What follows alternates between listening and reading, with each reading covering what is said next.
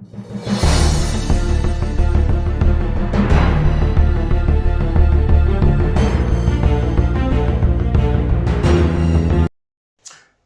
afternoon, keepers of the cash. Here to be the casual comic guy here, and today I'm coming to you with another retro cover rewind featuring one of my favorite characters in literature and sword and sorcery fiction, and of course he is a creation of Robert E. Howard, and I'm talking about Kull of Atlantis, or Kull the Conqueror, or King Kull, or Kull of Illusia, or the Exile of Atlantis Kull. He's gone by many names. He's got his right man hand, Brule the Spear Slayer, always watching his back. And like I said, one of the greatest creations in sword and sorcery fiction to me. So this is a paperback that collects all his stories and a few of the incomplete ones. By this axe I roll was a story that Weird Tales wouldn't print. So he rewrote it as a Conan story, Hour of the Dragon, and it did great. So this is my favorite collection gathered together. This format is just great. Cover art by Justin Sweet. Great collection. So fun to read, so easy to read. Then of course in 1998, well, we have the novelization of the movie. Pretty decent cover, fun little read. And of course we have Kull the Conqueror, the movie, with Kevin Sorbo and Tia Carrere. So just by looking at this, I've watched it. This is a definition of a guilty pleasure movie. It's got a lot of enjoyable elements to it. By far not a great movie. Probably not even a good movie. Soundtrack is off base for what the material is, in my opinion. But it's still good fun. And fun little fact about this is the script for this movie was a reworked script from what should have been Conan the Barbarian 3, the third movie. They reworked it, they made it into this, and we probably got saved a little bit by having that made into a Conan movie. Now, Kull, and I'll show the graphic here, the Shadow Kingdom was the first story ever printed of King Kull in print, and wow, I just said that very much a lot. And it was in Weird Tales, August 1929, and it's no problem, man. You can get a copy of that for $850. It's no big deal. But so, as you can see, by the reprints, great stuff, awesome stories. But we're here for comics. Let's get into that. Now, I'm going to do things out of chronological order because I like to start with magazines. Magazines are a form that's near and dear to my heart, and you guys know I love them. And these came out after the original 29 issue run of Kull, but we're going to start with these. Alright, so we are on issue number 1, Kull and the Barbarians. Cover art by Mike Whalen, 1975. So great little cover. And he did all 3 of the covers for this. Then we have Kull and the Barbarians, issue number 2. Now, this only went for 3 issues. And then we have Kull and the Barbarians, issue number 3, with Solomon Kane and Red Sonja on the cover. So you know I had to get 2 of those. Again, Whalen on the art. So great job. Great little books. Absolutely love them. And whenever I see them, I'll pick them up, especially if the price is right. Now, this other one, Marvel Preview featuring Kull, number 19. And this is a great Bob Larkin cover, who did a lot of fantastic covers for the Savage Sword of Conan. I know I've shown some of them on my channel, but without further ado. All right, and this usually goes for about $10, so it's affordable. Great Bob Larkin cover, great issue, and 1979 for this one. And then we're going to get to the comics. Now this retro cover rewind is probably going to go 3-4 parts because I'm going to do all the Kull series, and let me know if you're liking them. So the first issue that I'm going to show you has cover art by Herb Trimpe with inks by Marie Severin and Mori Kuramoto.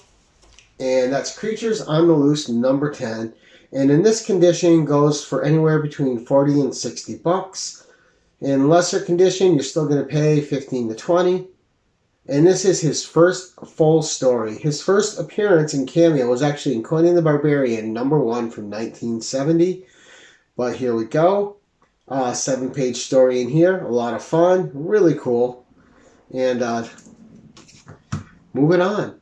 So this one, I recently got a collection that had a lot of upgrades for me. Unfortunately, none of them were in the top 10. So some of these are going to look a little rough. Just bear with me and enjoy them for what they are.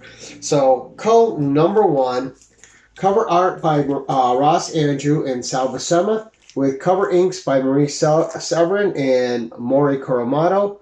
And also the first appearance in comics of Brew the Spear Slayer. So we got 3 nice issues of that. And a cool little fact about this book is you have interior inks by Wally Wood. So awesome, awesome. Now issue #2.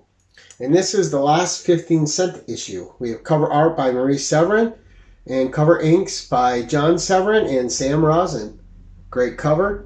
Again, this one's beat up. I have to get a better copy of this. But this is readable and it's fun and I love it. Now, moving on. Issue 2 began a story which continued into Monsters on the Prowl and then continued back into issue 3 of his own issue. So we're going to skip over to Monsters on the Prowl, issue 16 at 20 cents. And King Kull with a great cover by John Severin with inks by Sam Rosen, battling a beast. So just great action, a great border cover. Absolutely love this issue. And just greatness all around. Then we're going to skip ahead to issue #3, another great border cover, The Demon Hordes of Thulsa Doom. Good skull cover here, with cover art by John Severin and inks by Sam Rosen. And we'll get close there. You can see Thulsa Doom up here and all his skull face goodness. And you can see Kull fighting for his life. Now, Thulsa Doom was actually a Kull villain who later became a Conan villain. So those sorcerers, you can't tie them down to one time period. They skip around. So issue #4 at 20 cents, and this is just a fantastic border cover. We have Night of the Red Slayers. Cover art by John Severin, cover inks by Mori Kuromoto. Now the Red Slayers is Kull's army. Great name for an army, right? For all his personal guards. Alright, so issue #5. Cover art by John Severin, inks by Sam Rosen. And I just love this one, him on the ship. This is just a fantastic picture. Great art by John Severin. Now, as good as John Severin is, I think I like his wife Marie Severin's art a little bit better. And that's not disparaging him at all. They're both very talented. Issue #6, and you want a great cover, The Lurker from Below. And John Severin did the art and the inks on this. But I think he was channeling his inner Gil Kane, because that is a Gil Kane looking monster if I've ever seen one. So great, but what a great cover. So much sci-fi fantasy, sword and sorcery fantasy going on. It's just amazing. What more could you want? You got Kull rescuing a woman in peril, and you have a creature eating someone, and Kull fighting them off. Just great stuff. Let's go to issue #7, and we got a couple copies of this. The Dweller in the Depths. So, sorry, a little frog in the throat. The Dweller in the Depths. Cover art by John Severin, inks by Mori Kuromoto. And just another fantastic cover. And let's just shore that up so you can get a better look at it. Get a little closer. Again, just great art. I love this era. And then one of my favorite covers, because I'm a big werewolf guy, and this is issue #8. John Severin cover art, Mori Kuromoto inks. And look at that. What a great battle cover. And a border cover. And my favorite thing is when the art breaks the border with the characters. I don't know why. It just absolutely thrills me every time I see it. Alright, and then issue #9. And a fantastic battle cover with a lot going on. There is a ton of detail on this cover. The sword and the scorpion. Slay him. Slay King Kull. We have cover art by Marie Severin, being inked by her husband John Severin and Gasper Saladino. And look at all the goodness happening here. And you even got this guy over here who's about to die, just holding his stomach. You can tell that he got slashed there. A lot going on, and just gloriousness.